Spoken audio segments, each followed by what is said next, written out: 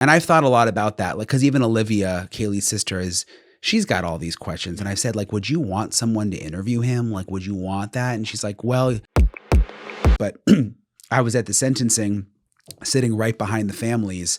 And there was this feeling like their power was overshadowing him, like altogether in in that part of the courtroom. Like you could just feel the energy. It really was a powerful moment. What did you think of up until, like, he pleaded guilty, but literally up until the last week where he was pleading guilty, there were strategies coming out of the defense's side where they were trying to claim multiple things, including pinning it on someone else. Yeah. I forget who that was. Alternate perpetrators, they called it. Yeah. Yeah. So again, it's a weird spot to be in because your job is to defend your client. But what did you think of, like, the defense trying to come up with those elaborate, point the finger over here, and then being like, oh, by the way, he's guilty? Yeah. Well, I mean, first of all, so like my dad's a criminal defense lawyer. So, oh, really? Yeah. So I grew up with that, like, crazy 90s in Miami. And my dad's like mostly drug dealers at that time. So that was kind of like, I have a lot of respect for criminal defense lawyers. So I'm not one that just comes in like, F. Ann Taylor, his lawyer, you know what I mean? I get that they have a job to do, because that's like how I grew up. So I never felt like any disdain towards her. I was really shocked by there being a plea deal. Like I didn't see it coming at all. Really? Yeah. I mean, I broke the news. I got a scoop on it, but it was only a couple days. I knew about it for a couple of days, was trying to confirm it, and then finally confirmed it. But before I started hearing the rumblings, like I 100 people would say to me, oh, there's probably going to be a plea. You won't have to cover the trial. I'm like, no, there's definitely not going to be a plea. I mean, it was like damn near 3 years he was holding out. Like over 2.5. Yeah. And I just got this vibe like he wanted to fight this. Like he thought he was smarter than everyone else in the room. He was getting his PhD in criminal, you know what I mean? And also kind of like, what did he have to lose? Yeah. Well, I mean, I guess it was he didn't want. They had the death penalty out there, right? That was on the They table. did. But the death penalty in Idaho, I mean, these guys sit there 30, 40 years minimum. Also, like, I still think that's weird. Like, I think what did he have to lose? I would really like to know why he ended up pleading. I may never know, but like, I don't know if it has something to do with his parents when they were going to have to, I mean, now this stuff we're learning about him being on the phone with his mom, like, was he trying to protect them from having to go through you know what I mean? Yeah. Cause I just don't know. Again, if he didn't plea, he would have, if he lost at trial, he could have appealed forever. You know what I mean? Yeah. I don't think he has it emotionally in him to protect anyone, including his parents. Yeah. I think my guess would be, even his parents are a transactional relationship for him, even if that's not how they feel. Yeah. Like they talked about him being on the phone with his mom from his prison cell every day. I wouldn't suspect that that's from a place of love. I would suspect that's from a place of necessity, trying to get something for himself. It could be. I agree with you. I would love to know what changed there. Because like you said, when he was in there listening to all these insanely well-given statements that were harsh to a T, right to his face, he didn't flinch. And then what did he say? He was like, I respectfully declined. Yeah, I respectfully declined when they asked if he had anything else to say. He didn't say anything. Nah. And everyone was waiting. We were all waiting to see, like, is he going to say something? Is he going to address the victims? And he didn't do it. Ugh. Yeah. It's a strange one. It is. I wonder if we'll ever know. I mean, at some point, like Dr. Ramsland, the professor, has told me, she studies serial killers in prison. That's like what she does. Yes. She did it with BTK. That's like her thing. So I was like, would you study Brian Kohberger, your former student? And she said, yes, she would. And so that may be a way we find out more, because he's got a relationship with her. I hope when she does that, though, if it's her or whoever it is, I hope these things are done correctly by study for law enforcement learning purposes, and they don't get put on 20/20 so he gets exactly what he wants. Yeah, you know what I mean? I agree. And I've thought a lot about that, like, because even Olivia, Kaylee's sister, she's got all these questions. And I've said, like, would you want someone to interview him? Like, would you want that? And she's like, well, yes, for like law enforcement purposes, but not, for like a TV special. And I've even thought about it, like, if he wanted to talk to me, like, how would I handle that? And I really don't know. I mean, it's a tough ethical Huge. It's a hard one, you know? Yeah. Because you give these guys attention and that's what they want.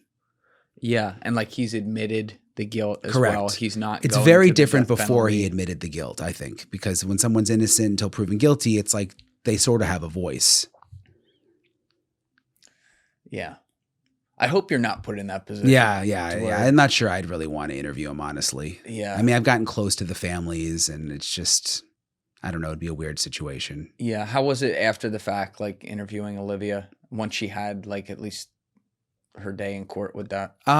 She's a lovely woman. She's so strong, really smart, really cool. I like her a lot. And I mean, she's just, I could tell, you know, they were so upset about the plea deal, but then I could tell they were a little relieved.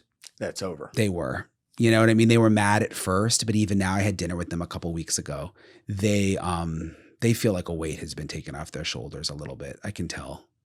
And even Olivia just recently went and had a meeting with the prosecutor and the police just by herself, which is, you know, a few years ago, I'd have been like, this is going to be crazy because they hated each other so much. You know, what I shouldn't say hate, but, and even she said, I left the meeting like I have more of a respect for them now. I think tensions are settling a little bit.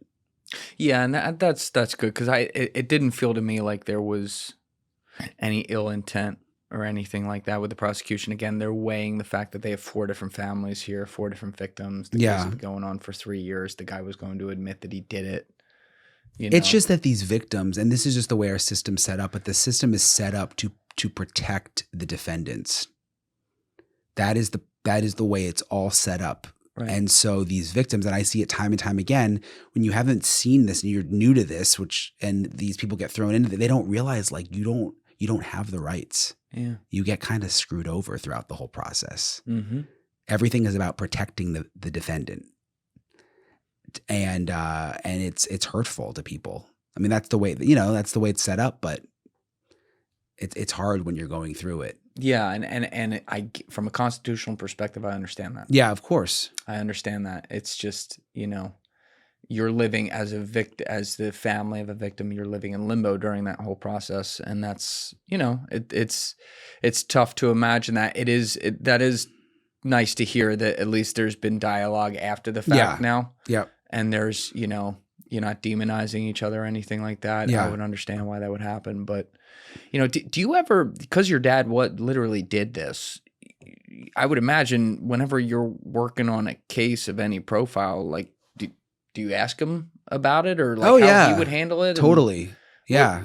So what did he think of the handling of that case? You know, it's funny with Kohberger, I asked him, I remember it was weird. You know, Ann Taylor was his main lawyer, this woman. I don't know if you remember seeing her, blonde lady. Yeah. And she's never spoken. I mean, she's never spoken to any media. So I don't know much about her, but she would always like I went to pretty much every single hearing for years. I'd fly to Idaho for everyone. And she would always like hand on the shoulder with Brian Kohberger. They would kind of laugh. I don't want to use the word. It wasn't flirting, but it was like a kind of a deliberate, like humanization of him. And between a man and a woman and knowing what he was accused of, it was just a little disturbing at times. Like I would notice it and I'd be like, this is like before court would start, they'd bring him in and they would have these like light, funny moments together. And it always kind of just like struck me. So anyway, I remember asking my dad about that and he's like, oh yeah, that's totally by design. Like they do that on purpose because they're trying to show you that this guy's a normal guy and not a killer. That's what you do. Yeah, she can't sit there and look at the jury and be like, right, right. And this was even long before there was going to be a trial or anything. The judge, anything. But she started, and they knew that the cameras were on and they knew that we were in the room. And so, that was one thing I remember asking my dad about. But I always like chat with him about stuff. And that's useful. It is. Like you grew up around it. You grew up in Miami around it too. So you've seen some interesting shit. You know? That's definitely it makes sense like why you understand this really well.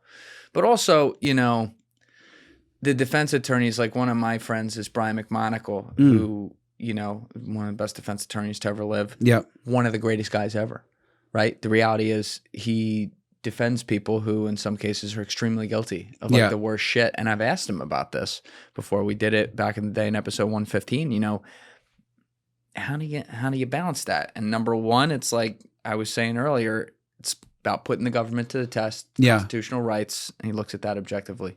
Number two, he said there's a strange thing that happens, though, where even people who maybe really actually are really bad, you're sitting with them so much that they do little human things. Yeah. And you remember they're a human, and it doesn't take away what they did or make it right or not make it good that the outcome goes against them in some cases after he has properly done his job.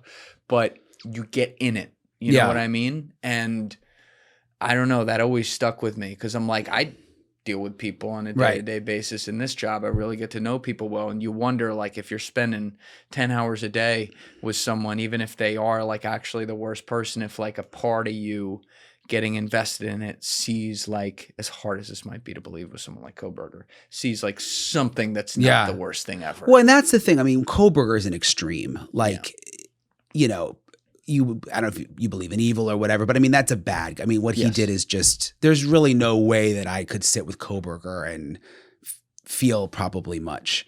And there's a, you know, like you think about like pedophile. I mean, there's really bad stuff, but with my dad's guys, like, you know, people are complicated. Like drug dealers aren't always, you know, they also might have a nice family and they love their kids. You know what I mean? It get with like people who aren't murderers, there's a little more gray there where you can probably kind of feel bad for them and think of the way they were brought up or think that, you know, they just got carried away with wanting money or whatever. Not that that's right, but you know, it's a lot different than when you're talking about like a Kohberger. Thank you guys for checking out this clip. If you haven't already subscribed, please subscribe and hit the like button on this video. It is a huge, huge help. And if you'd like to check out this clip's full podcast episode, that link is in the description below or right here. And finally, you can follow me on Instagram and X by using the links in my description below.